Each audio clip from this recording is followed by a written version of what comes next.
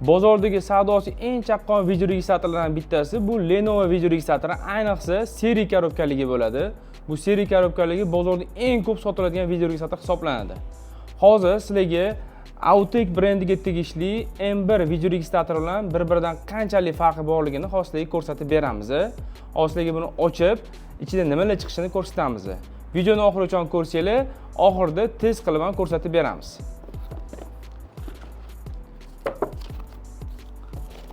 M1 video registratorimizni ko'rishingiz mumkin. 10 dyumli bo'ladi.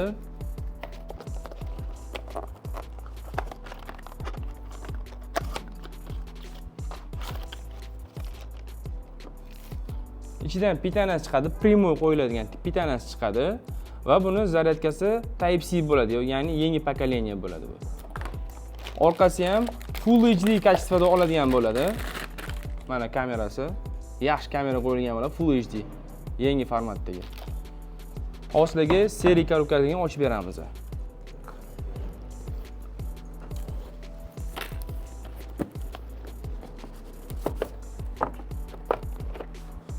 Seriya korobkaligi video registrator. Ekrani matviy bo'ladi. Zerkanli bo'lmaydi buniki.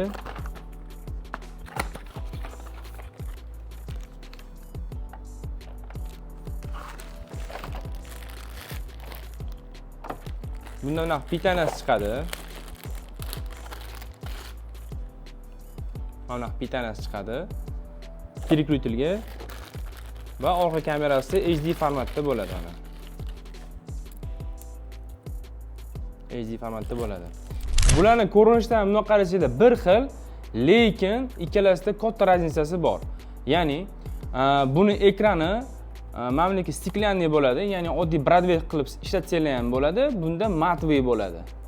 Va yana asosiy joylardan bittasi shu zaryadkasiga e'tibor berishingiz mumkin. Bunda eskicha pokoleniya bo'ladi, bunda Type-C bo'ladi. Yani bunda oddiy USB bo'ladi. Bunda M1imizda 64 GB original flashka chiqadi. Original flashkaning ham o'zining narxi bozorda optim narxi o'zi $10 ga yaqin chiqadi o'zi. Shu bilan sizga taxminan juda ham arzonga kelib tushadi. Xo'p, keyingisi kameralarni ko'rishingiz mumkin. Kameralarda ham mana HD formatdagi bo'ladi. HD format, bu Full HD format. Bu juda ham katta raznica beradi. Ayniqsa qorong'ida yurganingizda kunduz unchalik bilinmaydi, lekin qorong'ida juda ham katta farq bo'ladi. Juda ham katta farq bo'ladi. O'shani hisobiga iloji boricha sifatli narsa olganingiz yaxshiroq. Sifatga keladigan bo'lsak, bularni misol uchun Lenovo oladigan bo'lsanglar, Lenovoda hech kimga sizlarga garantiya bermaydi. Ya'ni bir oy berishi mumkin, tam yoki ishlashiga garantiya berishimiz mumkin, deyishi mumkin, lekin bunaqa yillab yoki oylik garantiya bermaydi. Autek M1 video registratorimizni 1 yil garantiyasi bor va servis sentri ham mavjud. Biz o'zimiz servis sentriga o'zimiz qaraymiz. Misol uchun texnik muammo chiqadigan bo'lsa, bu baribir texnika, hech kim javob bermaydi. Nimada texnik muammo chiqadigan bo'lsa, o'zimiz hal qilib beramiz.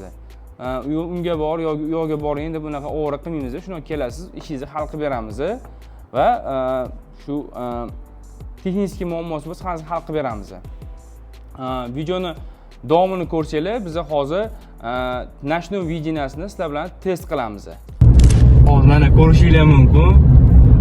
Chap tarafimizda Lenovo HR17, o'ng qo'limizda Autek M1 video registratori. O'ng tarafimizdagi nashno videosi ancha yaxshi, bliklari yo'q. Mana tepada ko'rishingiz mumkin. Anaqalar projektorlar turibdi. Projektorlarni yorug'i juda ham yoyilib ketyapti chap qo'lingizda. O'ng qo'lingizda hamma narsani filtr qilib ketyapti. Hozir o'ng qo'limizdagi Autek M1 video registratorimizni 4K ultrada olyapti. Chap qo'limizdagi Full HD kачествоda olyapti.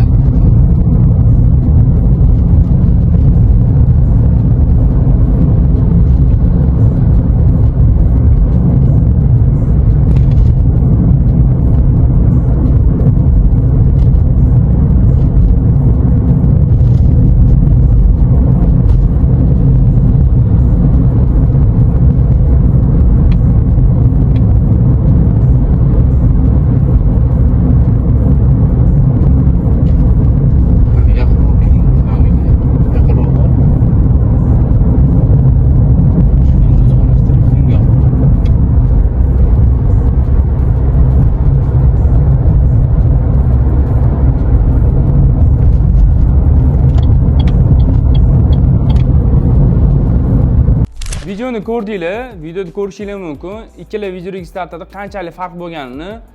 Kunduzi hamma video registrator bir xil olib beradi, yaxshi video registrator qorong'uda sinaladi. Ko'rishingiz mumkin, M1 video registratori nomerlarni aniq ko'rsatib beryapti, bliklarni filtr qilib beryapti, ishlashi juda ham zo'r bo'lyapti buniki. Ham garantiyali, o'zimizga tavsiya beramiz. Biz yana ham yaxshi videolar qilib qo'yganmiz. Agar sizlarda qanaqa fikr bo'ladigan bo'lsa, kommentariyada yozib qoldiringlar. Biz o'shanga qarab turib video chiqarib beramiz.